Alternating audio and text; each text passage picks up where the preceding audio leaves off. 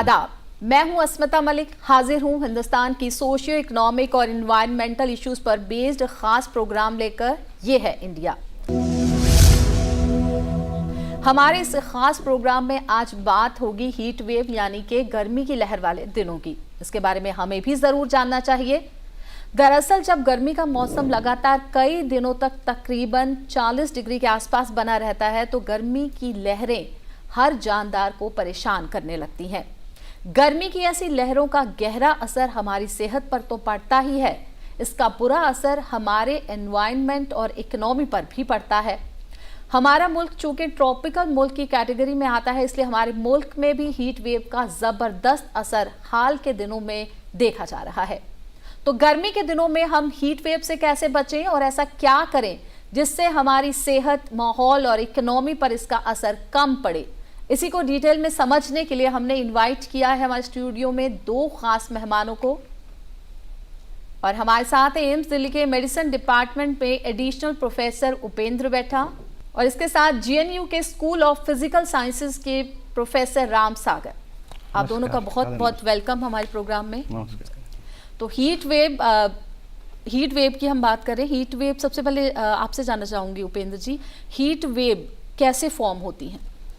Heat wave की जहाँ तक बात करें तो हीट वेव ये अलग से कुछ एक्स्ट्रा हमें समझने की ज़रूरत नहीं है। जैसे जैसे टेम्परेचर अधिक बढ़ती है उसके वजह से शरीर पे उसके जो प्रभाव होते हैं, लाइक हमारी बॉडी की एक टेम्परेचर बर्दाश्त करने की एक कैपेसिटी है कि एक लिमिट तक जो नॉर्मल टेम्परेचर है उतना तक अगर है तो आपकी बॉडी में कोई प्रॉब्लम नहीं होती है। जहाँ टेम्परेचर हमारे बॉडी से एक्सेस होता है उसके बाद में उसकी इफ़ेक्ट, एडवर्स इफ़ेक्ट हम कह सकते हैं, उसके इफ़ेक्ट दिखने लगते हैं।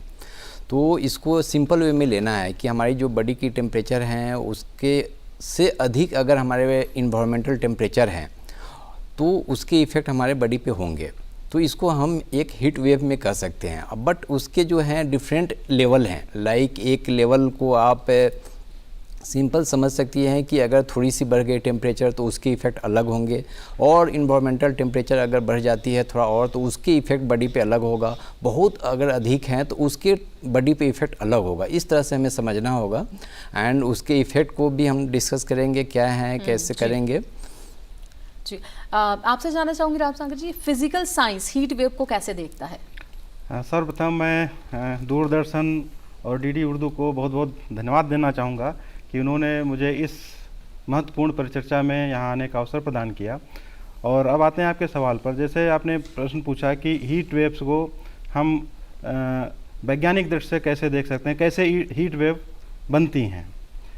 तो जैसा कि डॉक्टर उपेंद्र जी ने बताया कि जब हमारा एक एटमॉस्फेयर का, वातावरण का एक तापमान एक सामान्य तापमान से आगे की तरफ बढ़ता है, जैसा कि आपने शुरू में बताया कि अगर 40 डिग्री सेंटीग्रेड से ज़्यादा का तापमान लगातार अगर 2 दिन तक रहता है तो हम उसको ये कह सकते हैं कि ये हमारी गर्मी की लहर है, ठीक है।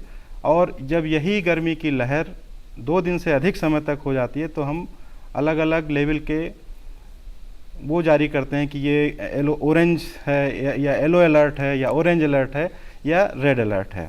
तो हमारे जो येलो, ऑरेंज, रेड अलर्ट है उसके अनुसार हमें अपने को तैयार करना चाहिए। अब प्रश्न ये आता है इसे संबंधित कि जो हमारे आम जन हैं, जो हमारे दूर दराज के गाँव में या कस्बों में रहने वाले लोग हैं, वो कैसे जानेंगे कि अभी रेड अलर्ट है या ये ऑरेंज अलर्ट है या अभी हमारा ये परिस्थितियाँ बहुत ही प्रतिकूल हैं। तो उसके लिए सर्वप्रथम हमें ये देखना चाहिए कि आजकल हमारे भारतवर्ष में पुराने समय से आज में बहुत परिवर्तन हो चुका है।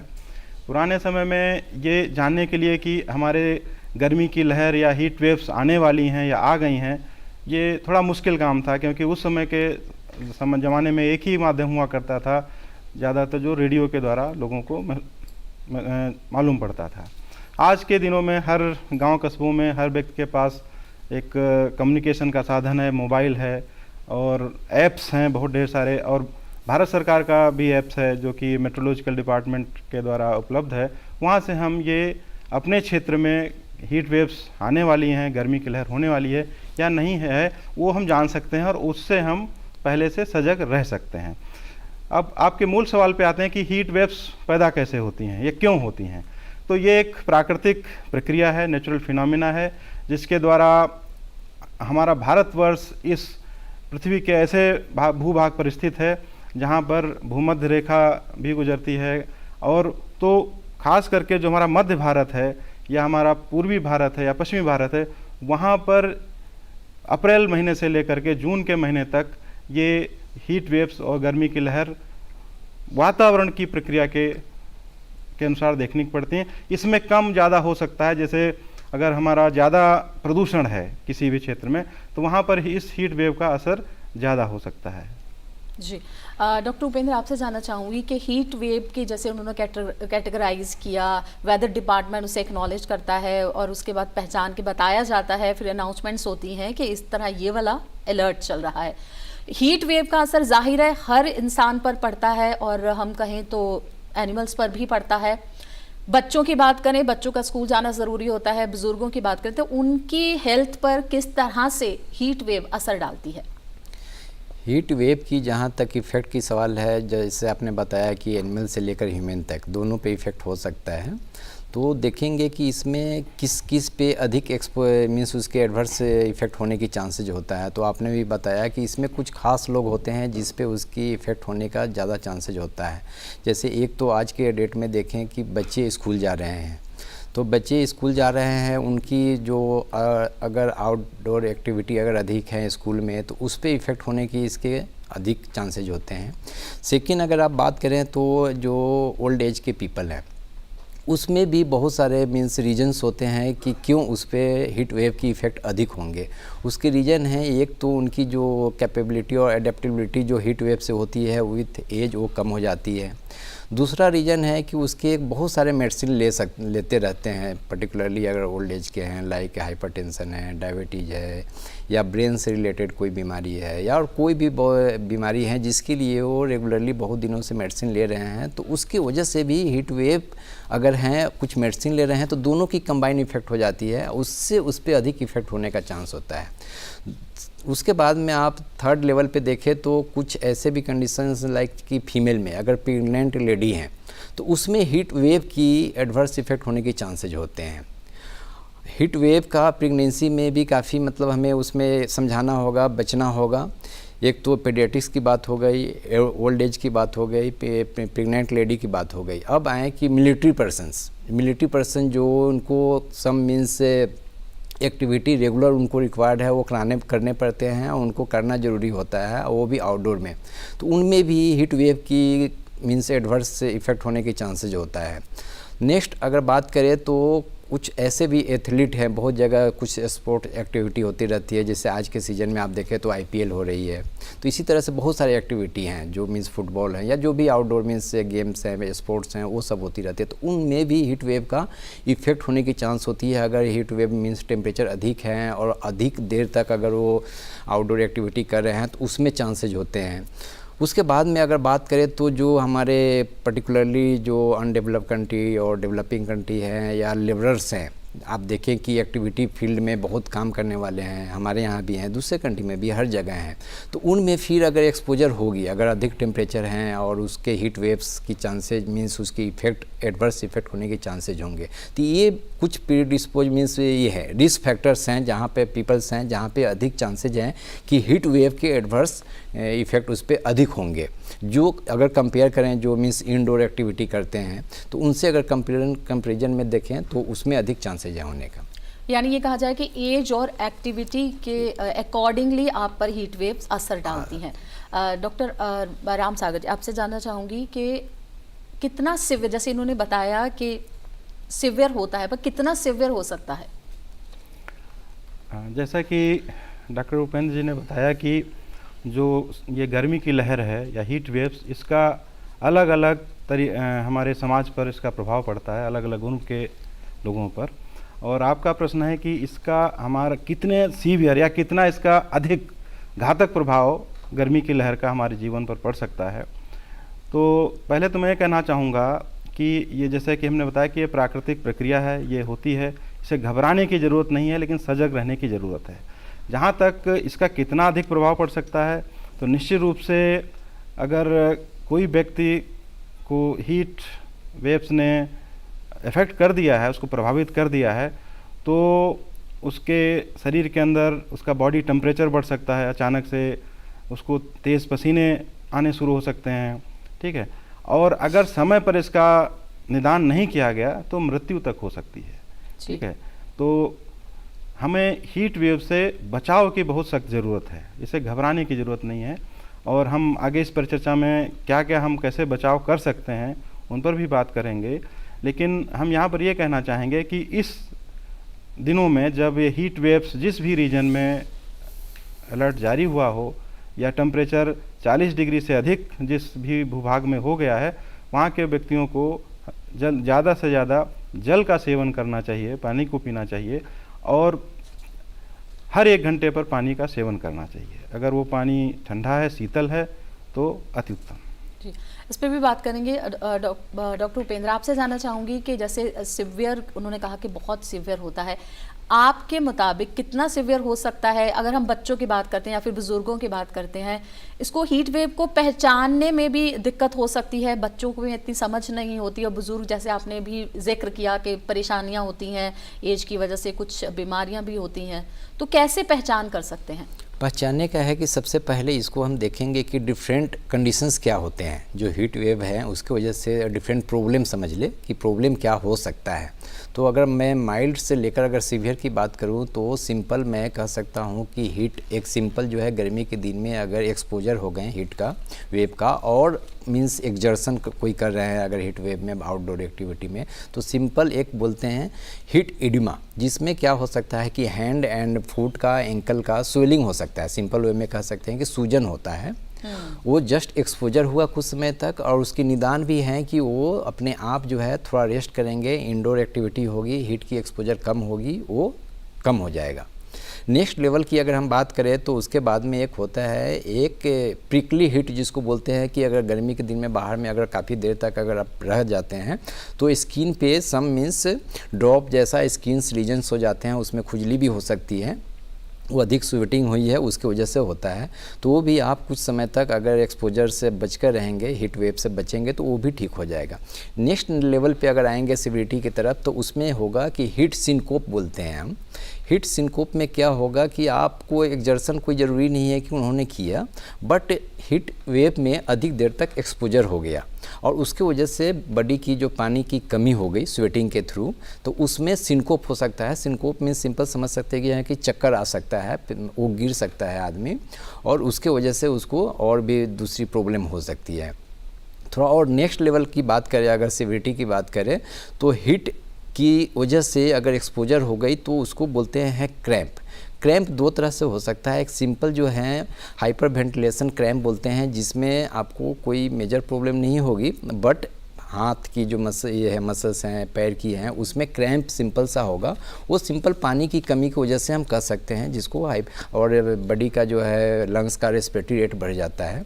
दूसरा अगर हम बात करें तो एक एक्सर्शनल एसोसिएटेड क्रैम्प बोलते हैं, जिसको पूरे मसल्स में क्रैम्प होगा सीवियर और उससे आदमी को अधिक प्रॉब्लम होती है, तो इसको थोड़ा और हम सीवियर बोलते हैं।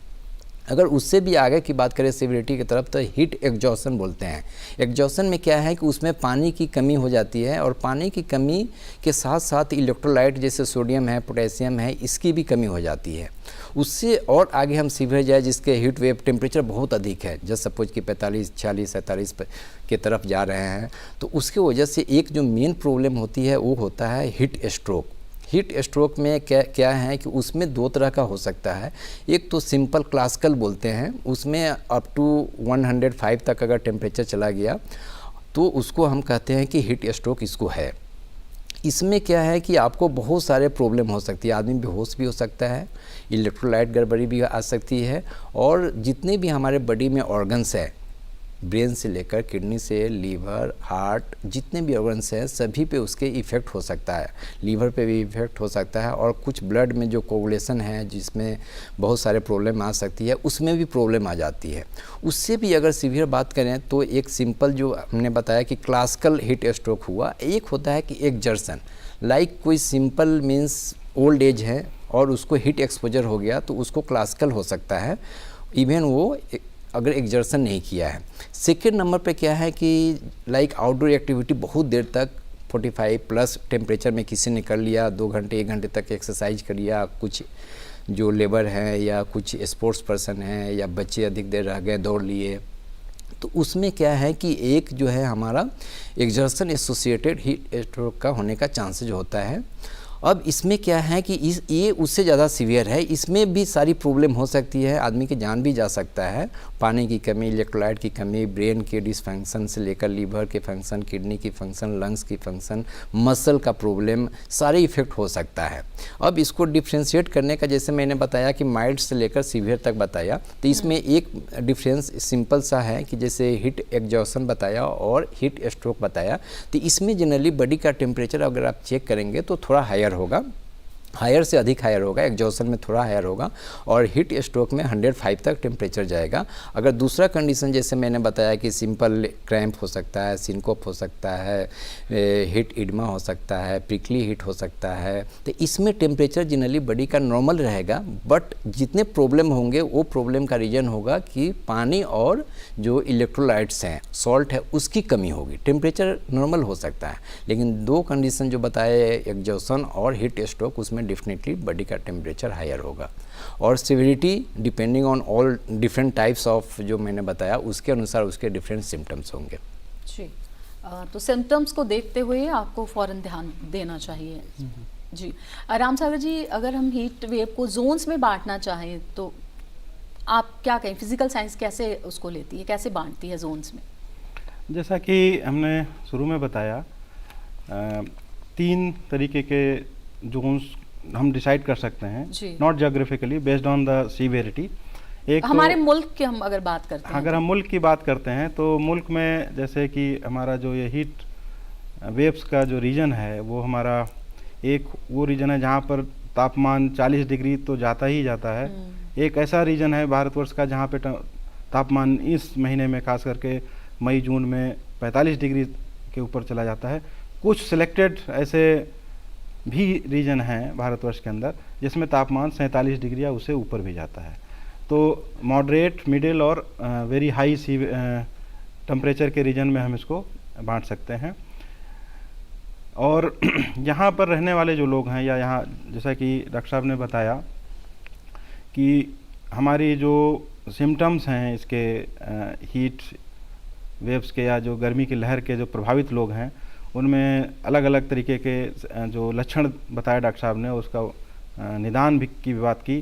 तो सबसे पहले मैं ये कहना चाहूँगा कि जो हमारे बहुत ढेर सारे जो आम जन हैं, जनता है, उसको लक्षण अचानक पहचान में नहीं आते हैं कि वो वास्तव में क्या इस हीट वेव से ग्रसित हो गया है या नहीं, है ना। तो हमको बहुत सावधानी पूर्वक ये ध्यान देना चाहिए सबसे पहले कि क्या हमको थकान लग रही है। एक इसका ये भी एक लक्षण है कि अगर हम बहुत ही एग्जॉस्टेड फील कर रहे हैं, हम बहुत ही थका हुआ महसूस कर रहे हैं, तो भी हमारा एक ये कारण हो सकता है गर्मी का, तो हमें आराम करना चाहिए।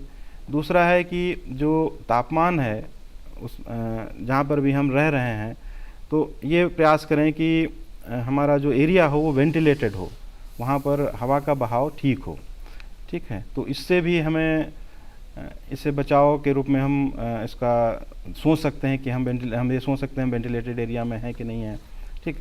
और ख़ास करके पूर्णतया तो हम अपने को नहीं रोक सकते हैं कि हम बाहर ना जाएं, लेकिन कोशिश ये करें कि जब हमारा कोई बहुत ही अति आवश्यक कार्य हो तभी हम 12 बजे से लेकर के 3 बजे के बीच में बाहर जाएं। नहीं तो कोशिश करें कि उस समय में हम अपने घर में ही या किसी छायादार जगह पर रहें।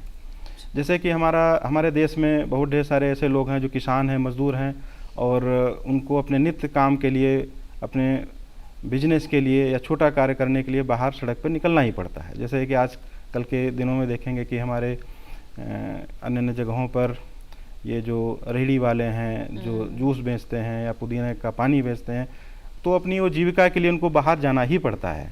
तो उनके लिए हमारा क्या सोच होनी चाहिए, या उनको हम कैसे शिक्षित करें कि वो अपने को इस प्राकृतिक प्रक्रिया से कैसे अपने को बचा के रखें।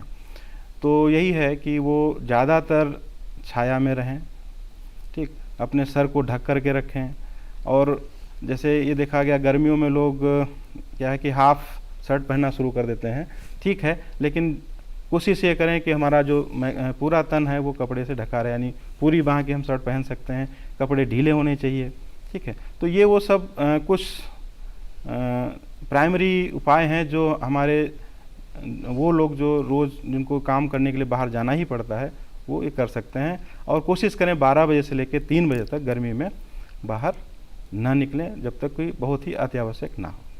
यानी जो अनअवॉइडेबल है, जो अवॉइड नहीं कर सकते हैं, जिनको निकलना ही है, तो इन छोटी छोटी बातों का ख्याल रखेंगे तो वो हीट वेव से बच सकते हैं। प्रोफेसर साहब, आपने सिविरिटी बताई, लेकिन ऐसा कौन सा पॉइंट होता है जब हमें फ़ौरन डॉक्टर के पास चले जाना चाहिए? इसमें डॉक्टर के पास जाने के लिए सबसे पहला हमें देखना है कि एक तो आज के डेट में कोई भी हो रहा है, हेडेक शुरू हो गई, अगर एक्सपोजर है, पहले तो सबसे पहले हमें देखना है कि क्या हमारे शरीर पे हीट वेव का इफ़ेक्ट एक्सपोजर है कि नहीं है। जैसे सपोज कि हमारी हिस्ट्री है कि हमने काम किया है बाहर में और हमें कोई प्रॉब्लम हुई, तो उसमें ज़्यादा चांसेज हैं कि हमारा हीट वेव की वजह से हमारे बॉडी पे कुछ एडवर्स इफ़ेक्ट आए हैं। अब इसमें बहुत सिंपल से हो सकते हैं, जस्ट सिंपल मैं कह रहा हूँ कि थकान हो सकता है, प्यास अधिक लग सकता है, उसके बाद में लग सकता है हेडेक हो सकता है, और हेडेक के साथ में हमें कुछ कन्फ्यूजन जैसा लग सकता है, कमजोरी लग सकता है, और टेम्परेचर हमें चेक करना है उसके साथ में। जैसे ये फीलिंग हो रही है कि ये सारी प्रॉब्लम हुई और हमारी है कि हमने कुछ देर तक आउटडोर एक्टिविटी हमने किया है, चाहे किसी भी फील्ड में हो, ये सब प्रॉब्लम हो रही है, टेटानी जैसे हो रही है, हाथ में मतलब क्रैम्प आ रहे हैं, सिनकोप जैसे हो रहा है, जैसे मैंने बताया कि अगर उसमें मीन्स चक्कर सा आ रहा है, तो ये सारे लक्षण हैं कि हीट वेव का हमारे बॉडी पे इफ़ेक्ट है। तो इस कंडीशन में हमारे पास ऑप्शंस है कि टेम्परेचर हम चेक करें। टेम्परेचर अगर हमारा नॉर्मल से हायर आता है तो हमें ज़रूर डॉक्टर के पास जाना चाहिए। अगर जस्ट सपोज कि टेम्परेचर हमारा नॉर्मल है और हमने सोचा कि नहीं, ये जो है हमारे जो प्रॉब्लम है ये हीट वेव, हमने बाहर में चूँकि काम किया है तो ये हीट वेव के गर्मी की वजह से हो सकता है, तो इसमें हमें सिंपल सा सोल्यूशन मीन्स उसके लिए सोचना है कि थोड़ा सा हम आउटडोर एक्टिविटी को बंद कर दें, पानी जो है उसको हम पिए, थोड़ी सी ORS की घोल है उसको ले और थोड़ा रेस्ट करें। अगर इससे हमारी जो प्रॉब्लम है अगर वो सॉल्व हो जाता है तो मैक्सिमम चांस है कि ये हीट वेव की वजह से जो पानी की कमी हुई थी शरीर पे और जो इलेक्ट्रोलाइट्स की कमी हुई थी, और वो हमने उसको सॉल्यूशन के थ्रू, पानी के थ्रू, रेस्ट के थ्रू, फैन के थ्रू, AC के थ्रू उसको हमने कंप्लीट कर लिया, रिकवर कर लिया और ठीक हो गया। तो ये चांसेज हैं कि उसकी वजह से है। अब सेकेंड है कि टेम्परेचर आपने चेक किया, जब टेम्परेचर नॉर्मल था तो ये आपने किया। एक है कि टेम्परेचर आपने चेक किया, सारे प्रॉब्लम हैं और आपकी टेम्परेचर बढ़ी हुई है चेक करने पे, तो उस कंडीशन में आपको इमीडिएटली डॉक्टर से कंसल्ट करना चाहिए, क्योंकि टेम्परेचर बढ़ी हुई है तो इसमें दो प्रॉब्लम हो सकती है। एक तो हीट एग्जॉशन की चांसेज हो सकती है और दूसरा हीट स्ट्रोक की चांसेज हो सकता है। ये दोनों अगर कंडीशन है तो दोनों कंडीशन जानलेवा हो सकता है अगर डॉक्टर के कांटेक्ट में आपने नहीं आया, आप थोड़ा सा इग्नोर कर दिया और उसका एडिक्वेट आपने ट्रीटमेंट नहीं लिया। क्यों? क्योंकि हीट एग्जॉशन और हीट स्ट्रोक अगर है, हीट एग्जॉशन और हीट स्ट्रोक में एक ही डिफरेंस है टेम्परेचर का। अगर लेस देन 105 डिग्री से कम है तो हीट एग्जॉशन की होगी, अगर 105 तक है तो हीट स्ट्रोक होने के चांसेज हैं। अब वो हैं तो आपकी कहीं ना कहीं शरीर में मेजर प्रॉब्लम है। Major problem in the sense कि हो सकता है कि किडनी आपका फंक्शन करना धीरे धीरे कम कर दिया हो सकता है आपकी लीवर फंक्शन करना जो नॉर्मल होना चाहिए वो कम कर दिया हो। ब्रेन में हो सकता है कि आपको अभी सीजर नहीं है, बाद में हो सकता है कि अगर आपको अच्छे से ट्रीटमेंट नहीं लिया तो सीजर हो सकता है। हो सकता है लंग की कैपेसिटी, जो लंग जो फंक्शन कर रहा है उसमें कहीं ना कहीं प्रॉब्लम थोड़ी देर के बाद में हो जाएगा अगर आपने इमीडिएट डॉक्टर को नहीं दिखाया और उसकी अकॉर्डिंग ट्रीटमेंट नहीं लिया। क्योंकि इस कंडीशन में जहाँ भी एग्जॉशन की बात है, हीट स्ट्रोक की बात है, इसमें जो कमी आ गई शरीर में हीट वेव की वजह से, जो बॉडी में कमी आ गई, उसको इमीडिएटली कंफर्म करके इमीडिएटली ट्रीटमेंट करना है। नहीं तो ऑर्गन धीरे धीरे क्या होगा कि डैमेज होता चला जाएगा। एक समय ऐसा भी होगा कि कितना भी कुछ कर लेंगे लेकिन वो ऑर्गन जो डैमेज हो गया वो फिर से वापस नहीं होगा, मीन्स सम लेवल तक वो डैमेज ही रहेगा, भले उसके बाद में रिकवर हो गया। कभी कभी अगर बेहोश हो जाते हैं मरीज तो उस कंडीशन में जान भी जा सकती है। तो इसीलिए डिफरेंट लेवल पे आपको बताया, एक टेम्परेचर चेक करना है, आपकी हिस्ट्री देखना है कि एक्सपोजर है।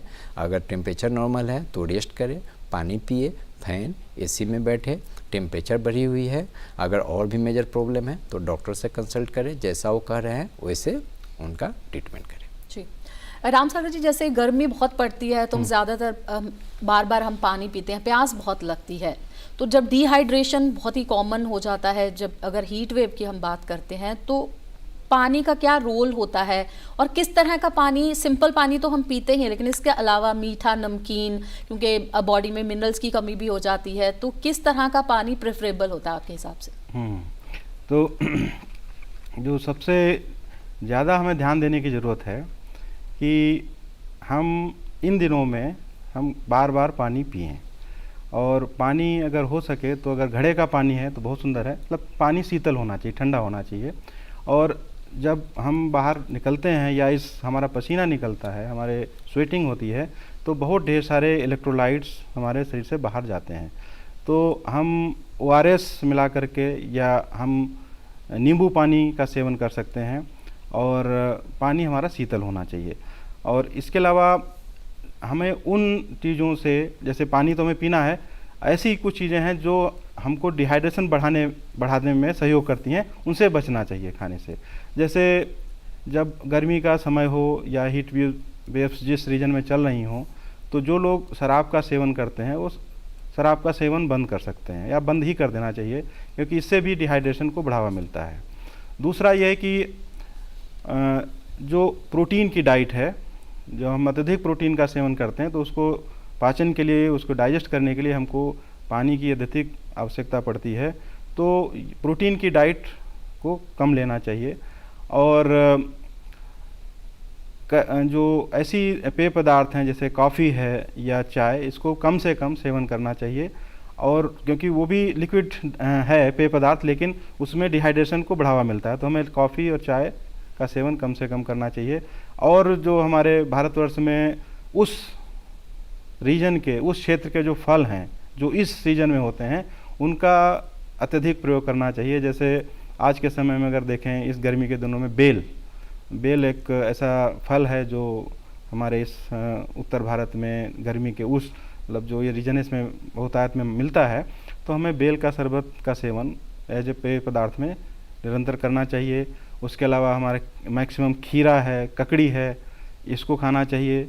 और दूसरा है कि हमें जो वाटरमेलन है, इसको हम तरबूज कहते हैं, इनका भी सेवन इन गर्मी के दिनों में हम अत्यधिक कर सकते हैं, क्योंकि ये वो फल हैं जिनमें वाटर को संचित करने की क्षमता होती है, वाटर रिटेनिंग पावर होती है। जब हमारे शरीर में होते हैं तो हमारे शरीर से डिहाइड्रेशन कम से कम होने की संभावना होती है, क्योंकि हमको अपने को हाइड्रेटेड रखना है। अगर हमको हीट वेव से बचना है तो एक ही मूल मंत्र है कि हम अपने को हाइड्रेटेड रखें। तो शीतल पेय पदार्थ और इलेक्ट्रोलाइट्स वाला हम पानी ले सकते हैं। हमको बाहर से इलेक्ट्रोलाइट्स हम घर पे भी बना सकते हैं। जैसे घर में हमारा नींबू हर एक जगह उपलब्ध है, हमारी बाज़ारों में मिलता है, उसको ला करके उसमें थोड़ा सा हमने चीनी का डाला और थोड़ा सा हमने उसमें काला नमक ले लिया, हम खुद वो बना करके पी सकते हैं। लेकिन अगर ORS मिल जाए तो थोड़ा बेहतर होता है, क्योंकि उसमें सारे इलेक्ट्रोलाइट होते हैं। लेकिन अगर हम घर में अपना पेय पदार्थ बनाते हैं तो वो भी मोर देन सफिशिएंट, वो भी सक्षम है आपको हाइड्रेटेड रखने के लिए। जी उपेंद्र जी, अब अगर हम खाने की बात करते हैं, जैसे स्कूल जाने वाले बच्चे हैं, वो सुबह टिफ़िन पैक करके ले जाते हैं और बैग में टिफ़िन पड़ा रहता है, सुबह जो खाना बनाया मम्मी ने बना के दिया, और स्कूल में, हर स्कूल में AC की फैसिलिटी नहीं होती है, तो उस पर किस तरह से असर पड़ता है? या फिर वर्किंग वीमेन होती हैं, वो सुबह खाना बनाती हैं, वो रेफ्रिजरेट में रख देती हैं, तो वो कितना सेफ होता है? इस पर थोड़ी सी बताइए हमें। इसमें आपने बहुत अच्छा क्वेश्चन पूछा कि आज के डेट में गर्मी के दिनों में खासकर बात करें, बच्चे टिफ़िन ले जा रहे हैं स्कूल में, और कभी कभी ऐसे होते हैं कि जिनके पास टाइम नहीं है, रात में खाने बना दिया, और चूँकि सुबह में समय नहीं मिल रहा है, सुबह में पेरेंट्स को भी कहीं जाना है, तो रात में बना दिया, वहीं बच्चे को दे दिया, और बच्चे के जिनके स्कूल में AC की फैसिलिटी नहीं है, तो वहाँ पर क्या प्रॉब्लम हो सकती है कि एक तो कोशिश, प्रॉब्लम की मैं बात करूँ तो प्रॉब्लम हो सकती है कि जैसे उसमें थोड़ी सी भी अधिक देर का खाना बना हुआ है अधिक देर तक गर्म जगह पर रखा गया है और उसमें थोड़ी सी गुंजाइश है, मीन्स थोड़ा गीला वगैरह सामान है जिसमें जहाँ मीन्स ज़्यादा बैक्टीरिया ग्रोथ करने की पॉसिबिलिटी है। जैसे आप बात कर रहे हैं कुछ ऐसे भी खाने पीना होता है जिसमें जल्दी से कोई भी ऑर्गेनिज्म ग्रो कर जाता है, तो उससे बच्चे को डायरिया वोमिटिंग होने की चांसेस होती है। सबसे कॉमन चीज़ है आज के डेट में देखेंगे कि बहुत लोग आएंगे जो कहेंगे कि हमें वोमिटिंग होगा, या बच्चे स्कूल से आ रहे हैं वोमिट कर रहे हैं, डायरिया हो रही है, पतला दस्त हो रहा है। तो इसकी वजह वही है कि खाना बहुत पहले का बना हुआ गर्मी के दिन में जहाँ एसी की फैसिलिटी नहीं है वहाँ रख दिया गया और बच्चे उसको खा लिया और उसकी वजह से प्रॉब्लम हो गई। तो इससे बचने का जो सलूशन है वो है कि एक तो बच्चे को, पेरेंट्स को करना चाहिए कि बच्चे को कोशिश करें कि फ्रेश बना कर दे, और फ्रेश बनाने के बाद भी उसमें कोशिश करें कि ड्राई आइटम दें। और तीसरी बात है कि स्कूल की तरफ से हो कि जितना जल्दी बच्चे को उसको, हालांकि हर स्कूल की अपनी अपनी टाइमिंग है लेकिन कोई मेजर डिफरेंस नहीं है, लेकिन अगर थोड़ा अर्ली कर ले जिससे बच्चे अर्ली खा ले, जो अगर जहाँ पर खासकर जहाँ पे एसी वगैरह की फैसिलिटी नहीं है, जहाँ पे गर्मी अधिक है, इस फैन भी हैं बट वहाँ पे बहुत सारे स्कूल में हर स्कूल एक जैसा नहीं हो सकता, कहीं पे काफ़ी अच्छा वेंटिलेशन होता है, कहीं एसी होता है, कहीं फ़ैन होता है, कहीं कुछ नहीं है, तो वहाँ पर अधिक प्रॉब्लम होने की चांस है। तो वहाँ पर कम से कम जल्दी, जितना जल्दी उसको फिनिश कर दे, पेरेंट्स के साइड से हैं कि जो उसको फ्रेश बना कर दे। बच्चे को जो है थोड़ी सी पानी जो है ठंडा पानी हम दे, या ORS की हम घोल भी दे सकते हैं। अगर बच्चे की रूटीन हमने देख लिया, जो टाइम टेबल है कि उसमें फिजिकल एक्टिविटी बाहर में है, आज की शेड्यूल में है, तो उसको थोड़ा ORS की हम दे दें। नहीं ORS है कोई बात नहीं है, जैसे सर ने बताया कि घर में भी नींबू पानी, नमक और चीनी मिला दे तभी भी वो काम करेगा, तो वो हम दे दें। बच्चे को थोड़ा गाइड करें कि आपको आधे 1 घंटे पे कुछ कुछ पीते रहना है, तो उससे भी काफ़ी हमारा हेल्प होगा। और उसके बाद में भी बस से बच्चे आ रहे हैं, कभी आधे घंटे कभी 1 घंटे बस में भी बच्चे को लग रहे हैं, तो उसमें भी कोशिश होनी चाहिए कि बच्चे को आपको ट्रेन करना होगा कि आपको बस में भी आना है तो वहाँ से स्कूल से पानी फिर से बोतल में भर लेना है और बस में भी पानी पीते पीते आना है, स्कूल में भी पीते रहना है। जैसे बच्चे आएँ तो उनको थोड़ा सा घर पे जो मीन्स एयर कंडीशन एरिया है, मतलब अगर वेंटिलेशन एरिया है, अगर एसी नहीं भी है, फ़ैन है, उसको थोड़ा देर रिलैक्स होने दे, तो उससे भी जो हीट एक्सपोजर हुई होगी, जो वाटर और मीन्स इलेक्ट्रोलाइट की लॉस हुई होगी, तो थोड़ा कंपनसेट करेगा। तो इससे हम इतना करने से मुझे लगता है कि कुछ हद तक हम इससे हेल्प कर सकते हैं बच्चे को। जी राम सर जी, आपसे जानना चाहूँगी, अभी हम लगातार बात कर रहे हैं कि हीट स्ट्रोक की, अगर अभी जैसे इन्होंने खाने को लेकर बताया कि छोटी छोटी बातों का ख्याल रखें तो आपको जो खाना है वो आपके लिए हेल्दी ही रहेगा, ख़राब नहीं होगा। लेकिन अगर हम एग्रीकल्चर कंट्री है, तो एग्रीकल्चर पर ये हीट वेव्स का किस तरह से इफ़ेक्ट पड़ता है, और जो किसान भाई हैं हमारे वो भी सुन रहे होंगे, उनको किन बातों का ख़ास ख्याल रखना चाहिए? जैसा कि हम जानते हैं, जो हीट वेव्स हैं या जो गर्मी की लहर है, इसका हमारी कृषि व्यवस्था पे बहुत बुरा असर होता है। तो जब जैसा कि तापमान का हर जीव पर इस प्रभाव होता है, तो हमारे खेत खलिहान में, खेतों में उगने वाली फसल है, वो भी एक उसके अंदर भी जीव है, तो उस पर भी इसका प्रतिकूल प्रभाव पड़ता ही है। और हमारे किसान भाई क्योंकि वो खेतों में काम करते हैं,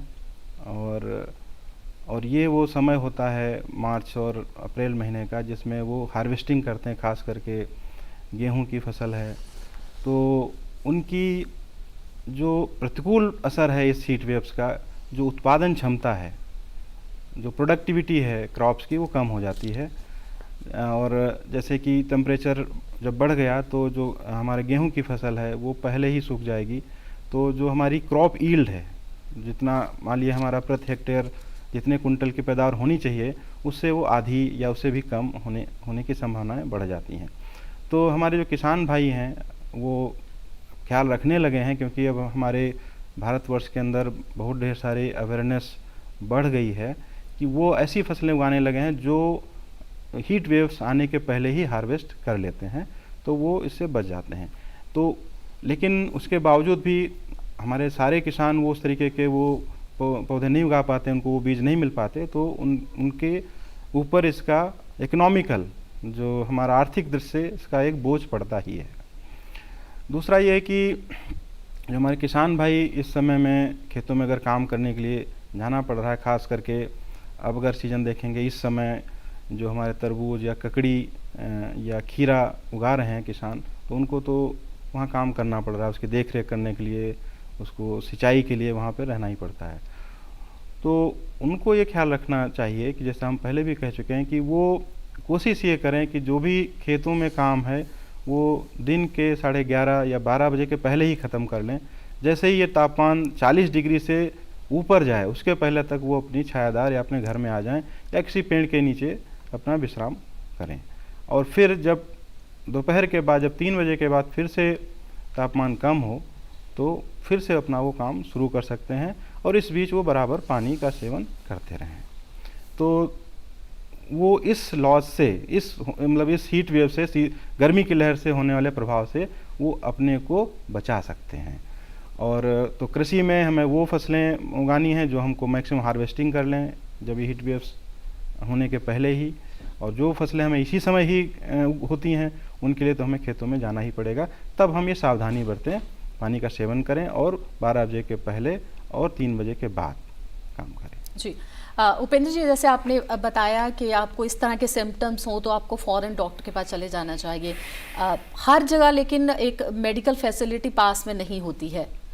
अगर दूर है तो जैसे हम अगर गाँव की बात करते हैं तो ऐसा क्या फर्स्ट एड क्या होनी चाहिए कि डॉक्टर तक पहुंचने तक मरीज़ ठीक ठाक रहे और मतलब हालात हैं जो कंट्रोल से बाहर ना हो? हाँ, ये तो इसके लिए हमें काफ़ी अच्छा है कि हम कम से कम, अगर जैसे डिस्टेंस अधिक है जहाँ ट्रेवल काफ़ी करने होंगे, 1 घंटे 2 घंटे लगेंगे, तो कुछ ऐसे भी मेजर्स हैं जिसको अगर घर के थ्रू, घर के जो आदमी हैं उनको अगर करे, हेल्प करे, तो उससे भी काफ़ी हद तक परेशानी और जो कॉम्प्लिकेशन होने वाली है कम हो सकता है।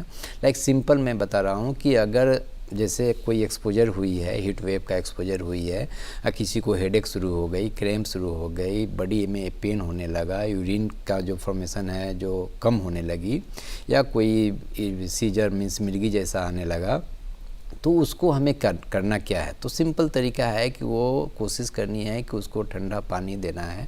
ORS की घोल अगर दुकान नज़दीक है तो वो मिल जाए तो अच्छा है, अगर नहीं भी है तो अपने से ORS की घोल, जैसे मैंने अभी बताया, उसको बनाकर उसको पिलाना है। इतना करना है।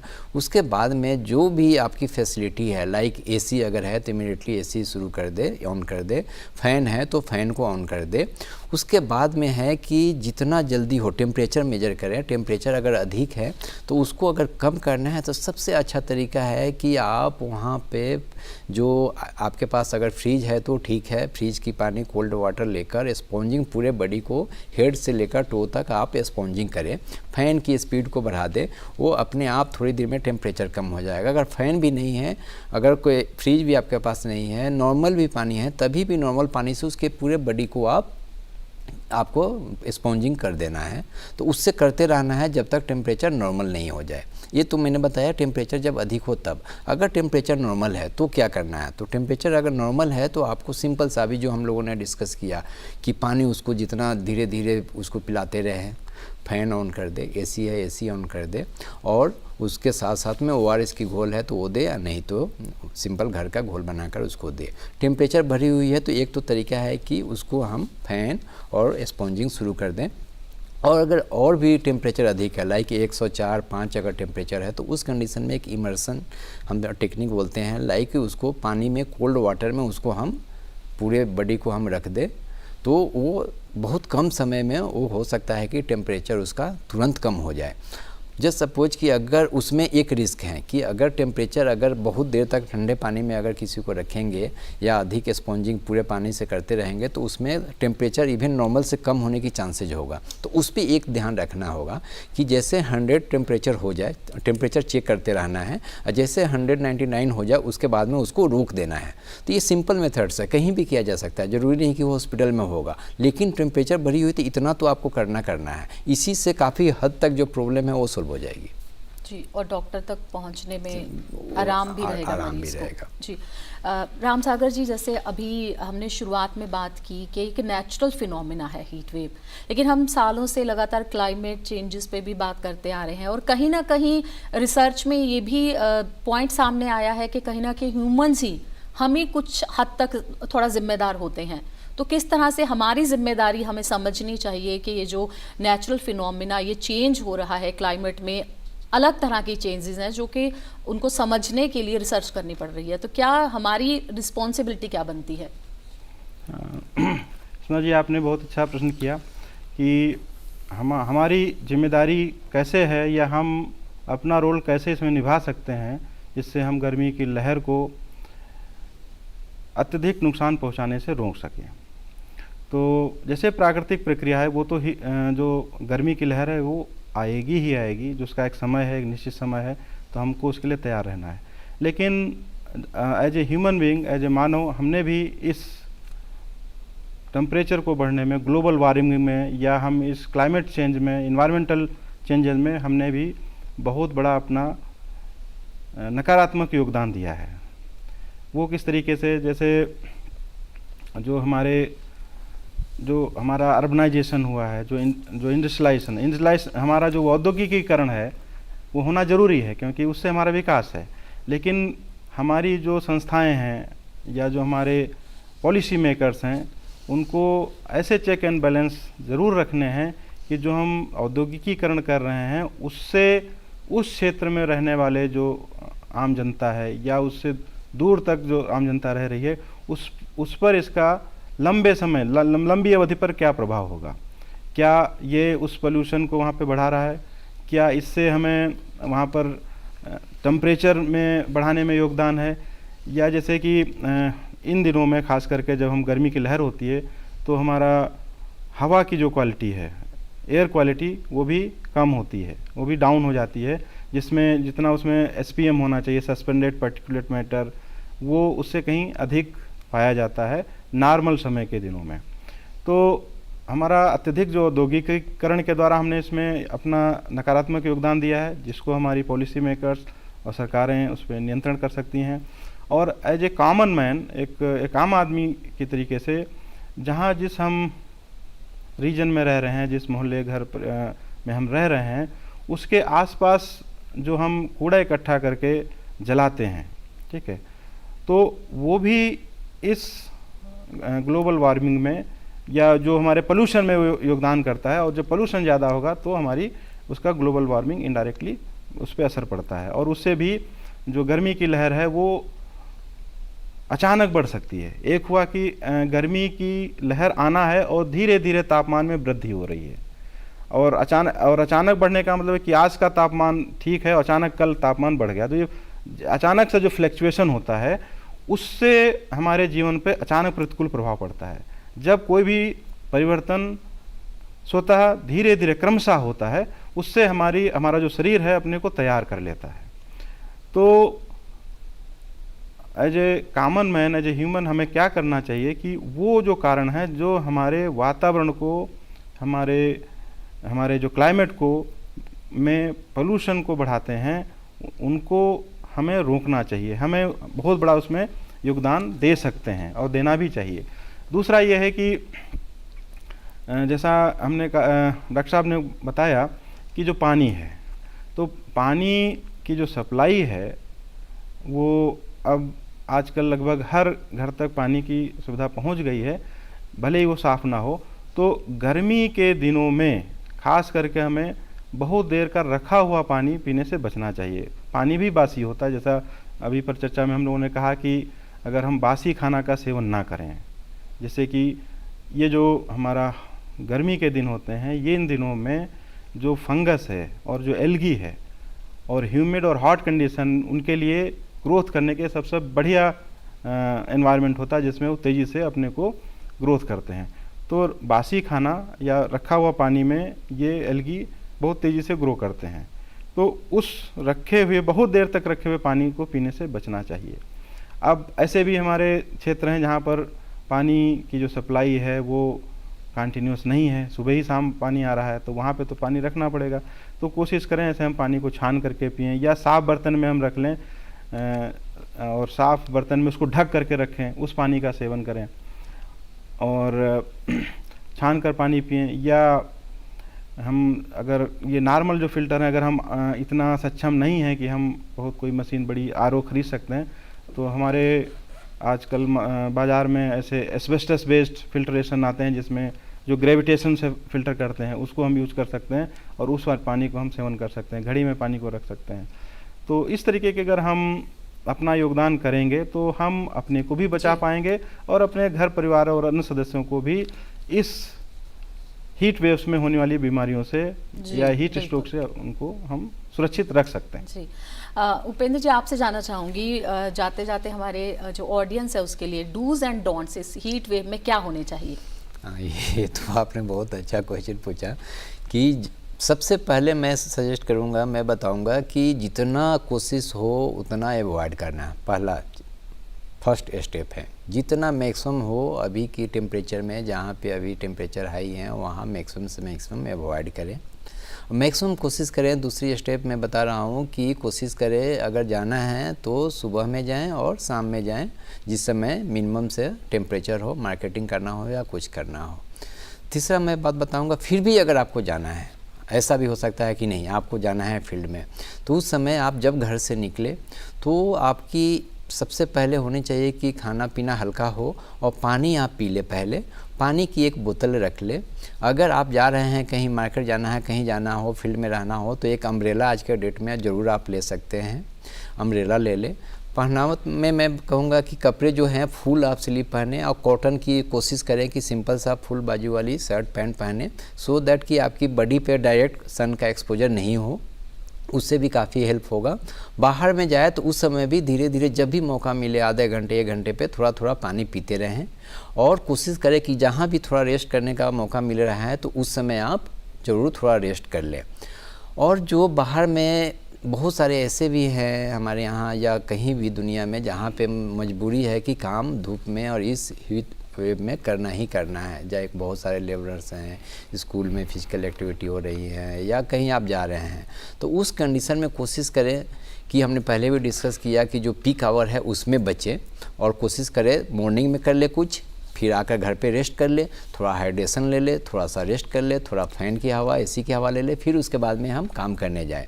और वहाँ भी काम करते समय आप थोड़ा थोड़ा कुछ ना कुछ खाते पीते रहें, पानी पीते रहें और फिर जब आए तो फिर ORS की अगर है तो ORS, नहीं तो घर की जो सोल्यूशन आपने बनाया उसको ले और रेस्ट करें या फिर कल फ्रेश होकर जाए। और उसके बाद में नेक्स्ट है कि आपको अगर इतना करने के बाद में भी अगर फिर भी कहीं कुछ ना कुछ प्रॉब्लम है तो मैं कहूँगा कि थोड़े दिन के लिए, 1 दिन के लिए जितना अवॉइड हो सकता है अवॉइड करें और फिर से सारे करने के बाद में घर के बारे में मैंने बताया कि क्या क्या करना चाहिए, खाने पीने में क्या परहेज करना है उसको करें। और कुछ प्रॉब्लम है अगर नहीं ठीक हो रहा है तो उसके लिए डॉक्टर से कंसल्ट कर लें और डॉक्टर जब तक अलाउ नहीं कर रहे हैं आपको जाने के लिए विथ मीन्स कुछ जाँच करने पड़ सकते हैं। अगर जाँच हो जाती है, क्लियर है, आपने फिट हो गए तभी आप जाए, इतना ज़रूर करना चाहिए मुझे लगता है। जी बहुत बहुत शुक्रिया आपका उपेंद्र जी और राम सागर जी, आपका बहुत बहुत शुक्रिया। तो हीट वेव के इन दिनों में ज़रूरत के बिना घर से बाहर ना निकलें, जब ज़रूरत हो तो किन बातों का आपको ख्याल रखना है वो हमने कोशिश की है आपको बताने की। हमारे मेहमान ने बहुत कुछ बताया है उसके बारे में और हमारे आज की इस खास पेशकश में फ़िलहाल इतना ही। हमारा ये प्रोग्राम आपको कैसा लगा इस पर आप भी अपनी राय दे सकते हैं। इसके लिए हमारा ईमेल आईडी है ddurduspecials@gmail.com। इसी के साथ हमारी पूरी टीम को दीजिए इजाज़त। आदाब।